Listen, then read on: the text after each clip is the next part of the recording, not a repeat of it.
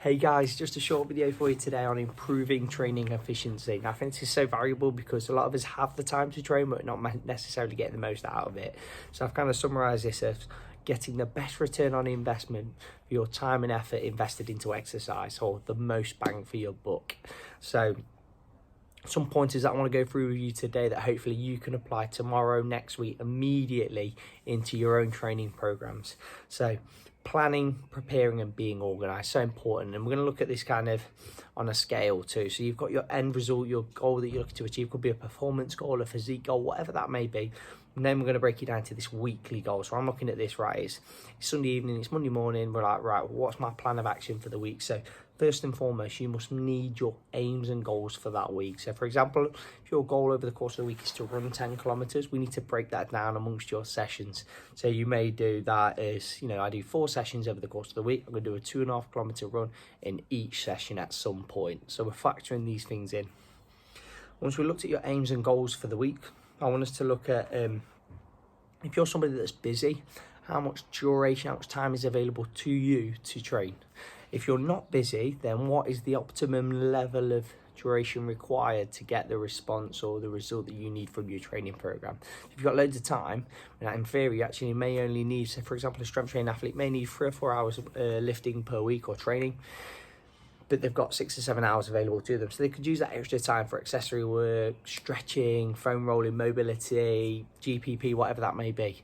Where somebody, say for example, is an endurance athlete, they require a lot of duration for their training program, so they may do more 8 to 12 hours exercise per week, but in fact, they only have 3 or 4 hours available to them. So training efficiency becomes so valuable and important, so they get most out of the time available to them. Looking at that overall kind of a weekly scale is, what is the ideal intensity for me to work at to allow for adequate recovery? So look at, say for a Monday, for example, if I work helpful level, full throttle on a Monday, and I'm unable to train for 4 to 5 days due to kind of soreness, just burnt out fatigue, then that's not really efficient over the course of the week. So kind of managing your program. So if we look at a strength training program, so we have one program, full body, simple but effective. We do that 3 times a week. So we say do a Monday, a couple of days rest, we'll go again. Say a Thursday, a couple of days rest, and we may go again. So we look at kind of putting in rest days in between kind of higher intensity days. We may have like 2 programs. So we've kind of got maybe, for example, an upper and a lower body program, a strength-based program and a conditioning program, or just 2 full body programs but opposing exercises. So we could do program 1, program 2 rest, or upper lower rest, strength conditioning rest, Monday, Tuesday, Wednesday, if that makes sense, and rotate around that kind of cycle over the course of the week. So planning it, so you're not going to kind of run an all-out sprint on a Monday and then expect to do that again on a Tuesday and achieve the same level of performance. Looking at that over the course of the week, then I'm going to break it down to the session. So, some people can kind of just wing it, walk into the shed, the garage, the garden, and say, I'm just going to do a bit of this today, my usual routine. I like to go around a few times and do this, which is okay, but not everybody has that plan and structure. So it's so important. You've got the end goal, you've got the weekly aim and goal. This program, this session you're about to do needs a mission statement. What am I achieving today? Is it explosive power? Is it strength endurance? Is it mobility? Is it working on my weaknesses? What is it I'm going to focus on today? And that clear mission statement as soon as you're walking into that workout, wherever that may be. Looking at that session, and I kind of, so some of you may have your programs already written for you, some of you have not, whatever that is, whoever's writing your program, what's key in there is the 3 kind of elements I'd like you to think about is do the stuff that you enjoy.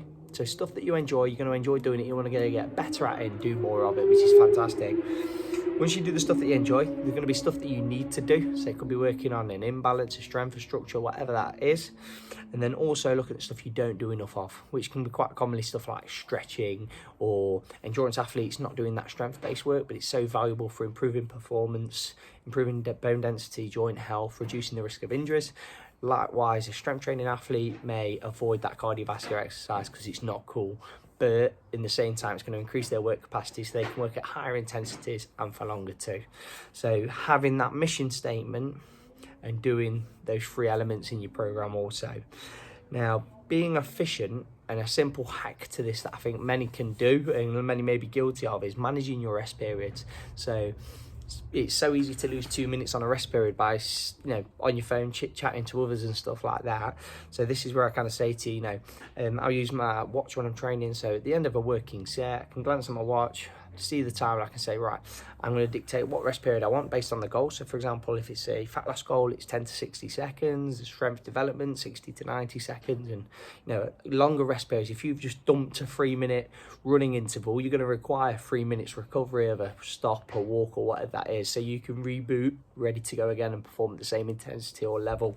So managing your rest periods and getting the most out of them. If you're somebody that only has 20 minutes to train, then we need to make sure we manage those rest periods so we can get the most from them. At the same time, if you've got an hour to train, you could easily lose 10-15 minutes by chit-chatting, staying on your phone, doing X, Y, and Z, all the other external distractions during your program. I'm going to come on the training environment shortly. So other ones for managing your rest periods is kind of getting, some people work at a heart rate zone for aerobic fitness or anaerobic threshold and stuff like that. So they're keeping it a set heart rate. At the same time, after an interval, so if we use this, maybe something a bit shorter than the previous example, so a all-out sprint for 100 to 200 meters or a prowler push all out for 40 seconds, we might wait after that working interval for our heart rate to recover back down to 130 beats before we dump it back up again and work at that same kind of high intensity of 85% plus. Training intensity is such an important factor too. Everyone kind of feels it's got to be hardcore, full throttle, but I'm a big believer in we can do the hard stuff, the higher intensity stuff, but at the same time we've got to earn that from doing that lower intensity work too, getting the combination of the two and what's most important for you. So there's so many benefits of low intensity exercise just as much as there is of higher intensity exercise, but this is all dictated by your goals, your weekly aim, and the mission statement of that session. Once we look at that, great ways of kind of being more efficient in a session. Things that I like to do, I love stuff like drop sets and supersets. So in a single set, so working one exercise for a prolonged period of time or just until failure. So if we look at kind of doing, example, deadlift using 40 to 60% of your max lift, you're just going to go for as many repetitions as you can, and you can make a log at the end and then work at improving that over time. Drop sets, another example of a single set could be press ups, doing as many press ups until failure and then looking to retest and improve that too. Drop sets, so working at maybe the higher end, so something a little bit heavier. You may not get too many reps and then you drop the load and it's kind of like you can go a little bit further till fatigue, or you lose form or the muscles exhausted, and then you drop the load and repeat through again. Great training method.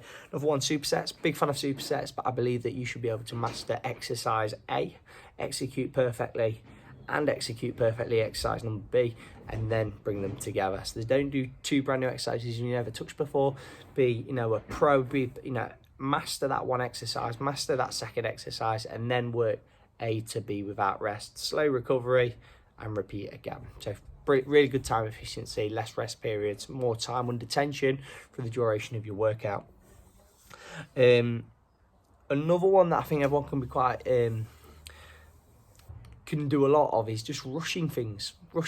So slowing a rep down to increase the time under tension. So some exercises require you to move fast, some not so fast. So when it's not so fast, can we slow that down? If we're focusing on just strength development, could we do a pull-up where we just lower the body weight over the course of 10 seconds and then pull back up?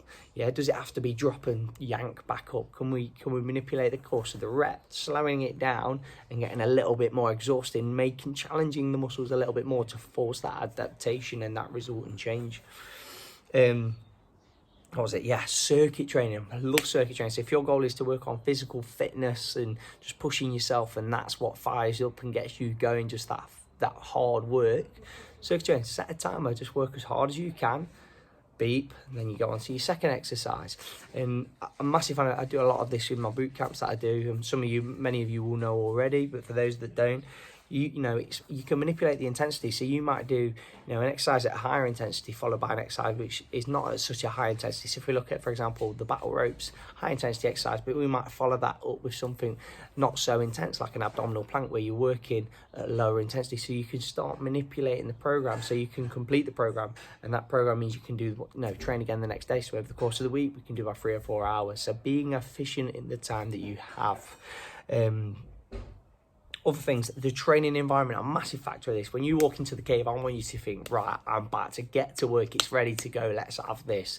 So, the training environment, if you look at some kind of the eastern side of the world, it's very kind of meditate between sets, silence, chilled out music, and they still score phenomenal personal bests and great lifts and stuff like that. Whereas the western side of the world's kind of heavy metal, slap your mate around the face, bang, let's go, chalk, salts, let's have it. Whatever triggers you, whatever triggers that kind of neurotransmitter reaction in the brain to say fight or flight, I'm going, find what works for you and go hit that. So setting up the environment for your workout, for your program to happen. Distractions, isolate from distractions.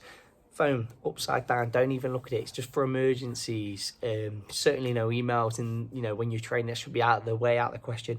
If we're training at home, we might have family around, which can be quite difficult you might want 40 minutes away, so you lock the garage doors to share train, but you might only have 20 minutes. Be efficient in them 20 minutes. If you can, it's a blessing to get away and just have your own time to go train. Use that time. That is happy hour. Go get it. Isolating from distractions, another great one here. So those that are working from home, so I say leave the office, can you start your session by, a walk around the block to come back, or run or whatever, just to reset the brain, switch on, this is training mode now, this is what's happening. So you're not walking into your workout and you think, I've got this to do and that to do and this to do. Can you switch that off and focus on the mission statement at hand of that session? Because that mission statement gets you the weekly aim and the long-term results. Also looking on that is the bigger picture. So being efficient over your next training program tomorrow is great. Over the course of the week is fantastic, but we need to be consistent at this over time to get that desired result and be good at it. Making it progressive, if many of you will have a training program written for you which is progressive over time. So if I look at the example I used at the start of this short video of my goal for the week is to run 10 kilometers, I may do that for a couple of weeks and then I increase that to 11 or 12 kilometers. So it becomes progressive over the time. And then if you look at the course of 12 weeks, where you were on day 1 to where you were at week 12 is completely different. And that can progressions in mobility, so range, strength, fitness, whatever that goal is for you, we can focus on making that progressive, and you must be consistent with it too.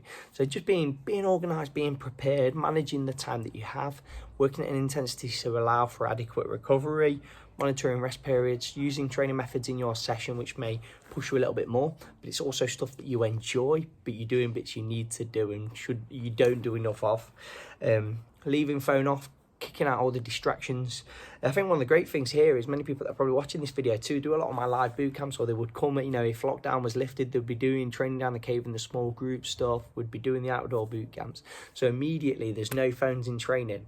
There's a program already planned for you, which is progressive if you consistently attend. It comes, so you're already in this environment where that work's done for you. You've just got to turn up and be ready to work your socks off and think of working at that level.